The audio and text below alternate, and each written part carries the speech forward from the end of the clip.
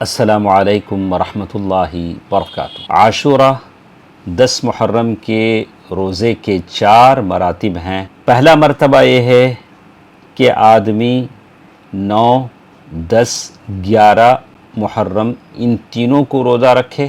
یہ سب سے اعلیٰ مرتبہ ہے، جیسا کہ امام احمد رحمہ اللہ نے اپنے مسند میں روایت کیا ہے، صوموا یوما قبلہ وبعدہ، ایک دن 10 محرم سے پہلے روزہ رکھو اور ایک دن 10 محرم کے بعد۔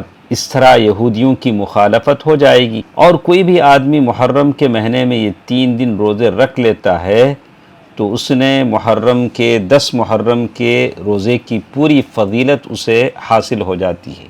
تو ایسے آدمی کو 10 محرم کے یعنی عاشورہ کے روزے کی پوری فضیلت حاصل ہو جاتی ہے۔ یہ سب سے اعلیٰ مرتبہ ہے۔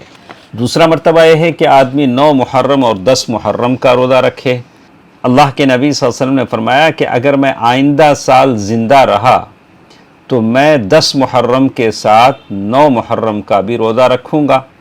یہ بات اللہ کے نبی صلی اللہ علیہ وسلم نے اس وقت کہی جب آپ صلی اللہ علیہ وسلم کو بتایا گیا کہ 10 محرم کو تو یہودی بھی روزہ رکھتے ہیں، تو رسول اللہ صلی اللہ علیہ وسلم چاہتے تھے کہ یہودیوں کی مخالفت ہو، بلکہ ہر مشرک کی مخالفت ہو، اسی لیے اللہ کے نبی صلی اللہ علیہ وسلم نے 9 کو بھی رکھنے کی تاکید کی۔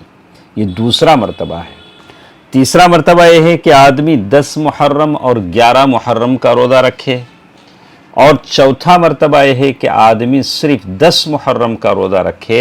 بعض علماء کرام نے صرف 10 محرم کا روزہ رکھنے کو مکروہ کہا ہے اور بعض نے اجازت دی ہے۔ اللہ تعالی ہم سب کو صحیح شریعت پر عمل کرنے کی توفیق دے، آمین۔ والسلام علیکم ورحمۃ اللہ وبرکاتہ۔